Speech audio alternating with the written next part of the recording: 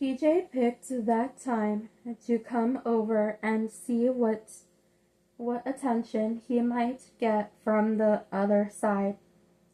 Jenna obligated him with a stroke down his back and a scratch behind his ears.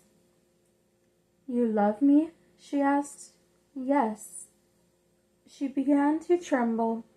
It was all she could ask for, but yet, you want to marry me? When the time is right. Really? Does that mean yes? Her knees wobbled to where she could barely stand. She had been hoping to really have Buddy back in her life as a friend, but this was something much, much better. Yes, that was the one word she needed to say. She ran towards him and threw her arms around him, nearly knocking them to the ground. "Does this mean you love me?" Buddy asked. "Yes," she whispered, holding him close. "I need you to say it," he said. "I want to hear the words." She pulled away so she could look into those beautiful amber-colored eyes. "I love you, Buddy Ivandale Miller. Do you realize it's 2:30 in the morning?" She laughed and turned to see Priscilla and Emmanuel standing next to Abby and Titus. "That's true love, Emmanuel. And you had better get used to it. There's a lot of it around here." Epilogue.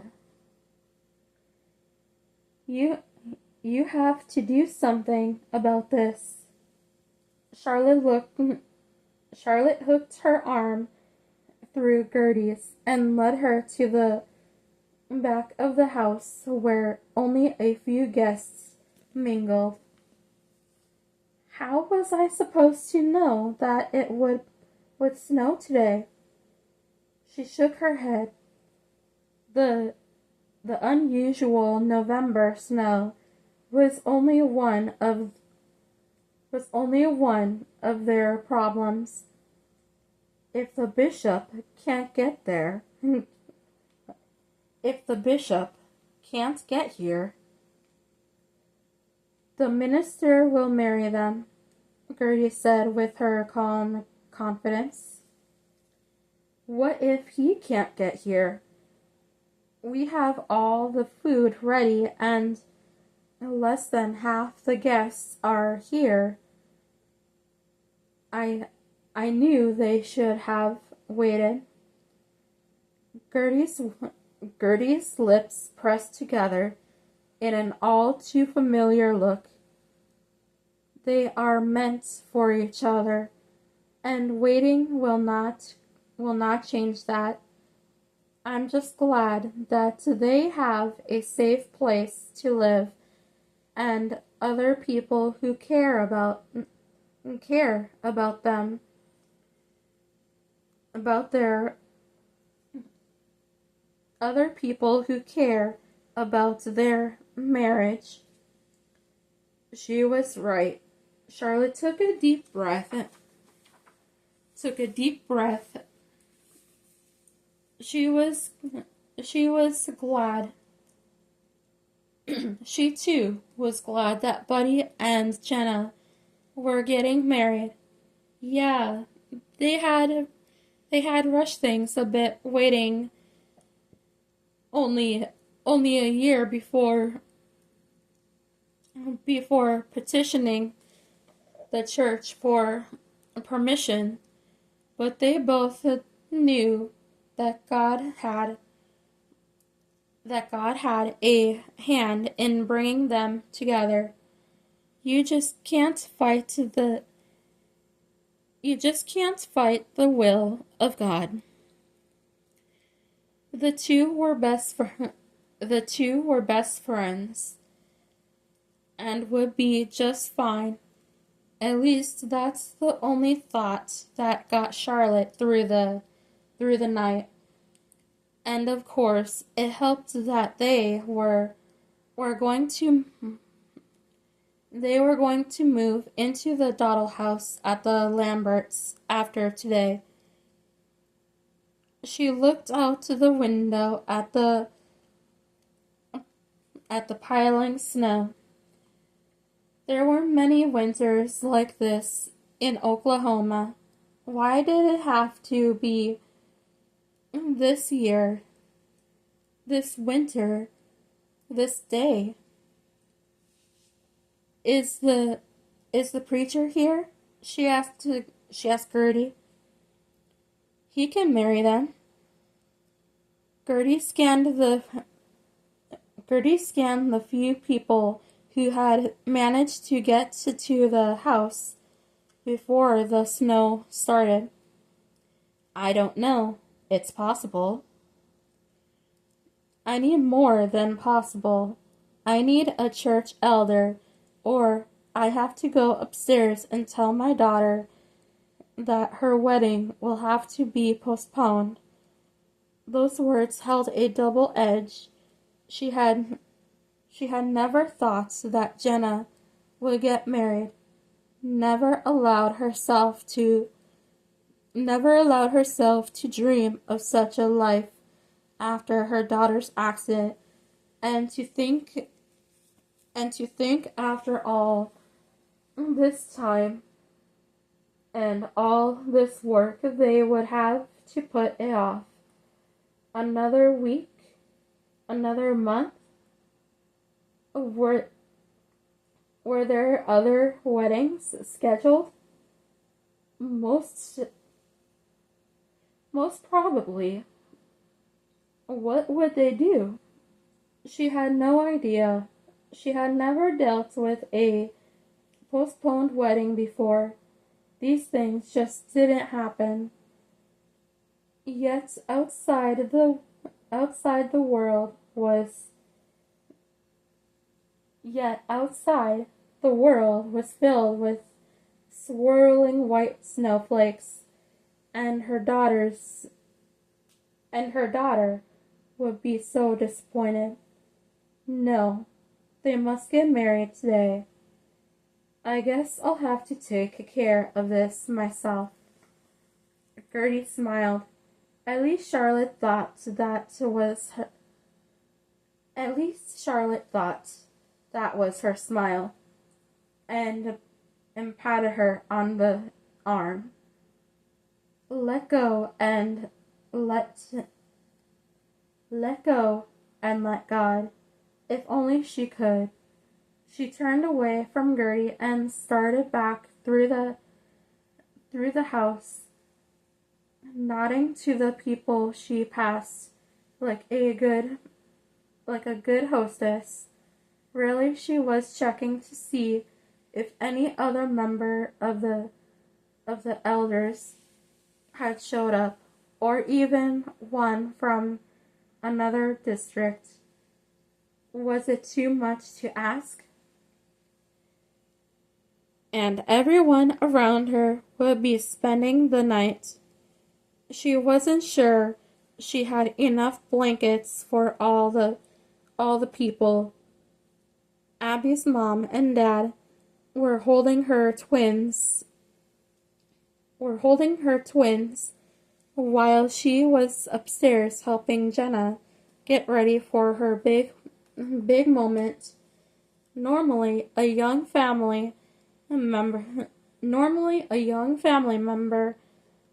over 16, but not yet married,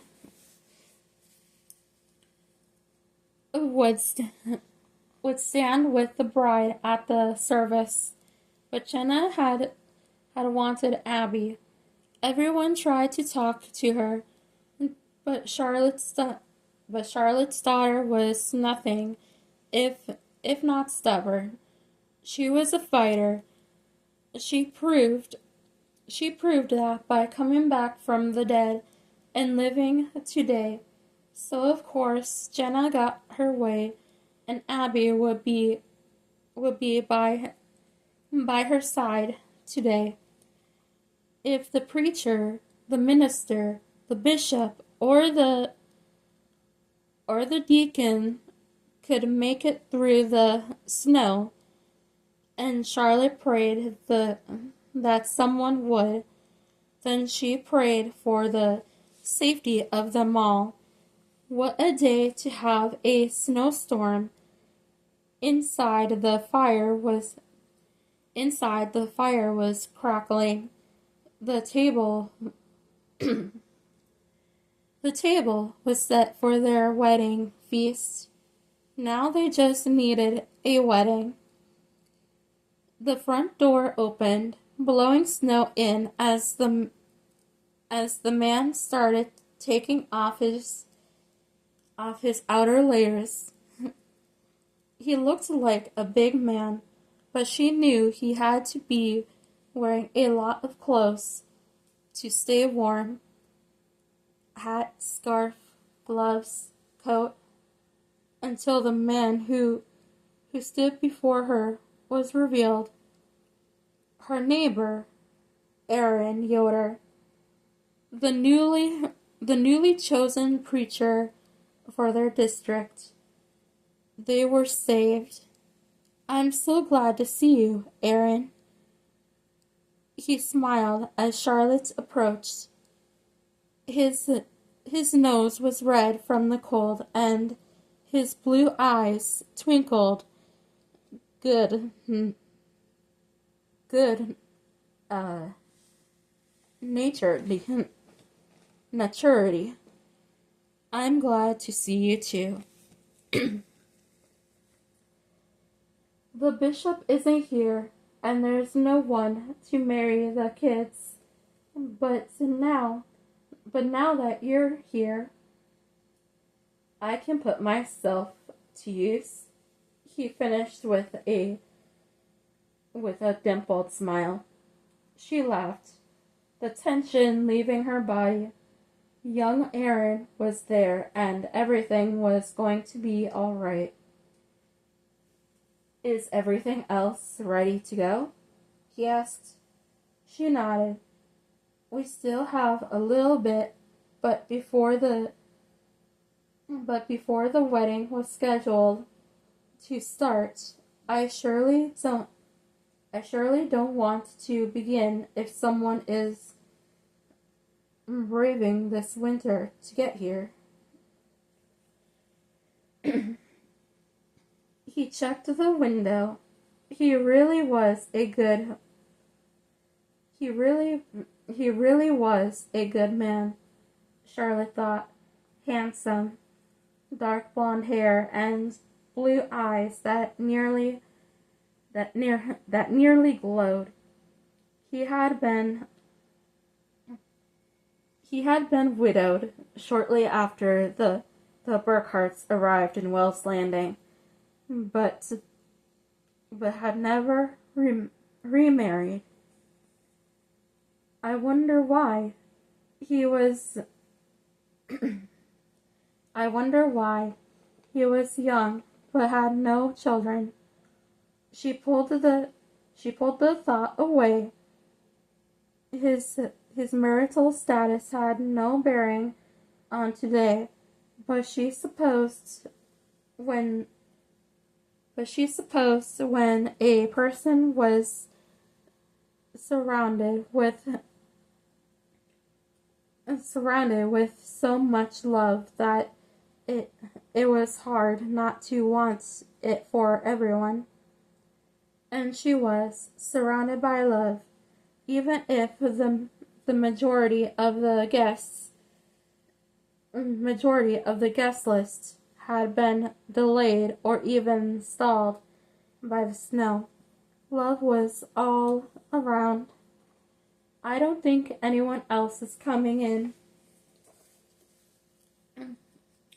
the storm. His voice was gentle, apologetic. Charlotte wrung her hands. Did you see anyone else on the road? I walked through the field. The quicker path from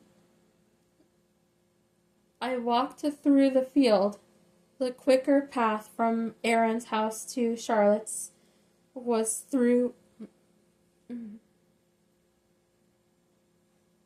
the quicker path from Aaron's house to Charlotte's was through the field between their yards. You walked? Don't look so surprised. In this? He smiled. I had a feeling I might be needed. Very much. But the words sent a little zip straight to her heart. Love was all around. Love between friends. Love between neighbors. Love between a special man and woman. Go warm yourself by the fire. I'll get the bride. All in good time, Aaron said. All in good time. Half an hour later, Jenna came down the steps with Abby, just in front. They were matching dresses of a blue that Jenna. They were matching dresses of a blue that James Ryle would surely approve of had he been able to make the wedding. Charlotte fought back tears as her daughter walked to the altar where Aaron and Buddy stood.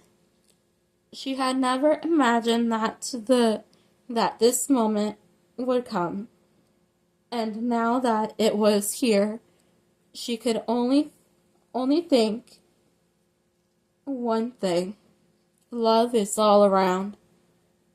She knew in her heart. Jenna and Buddy were meant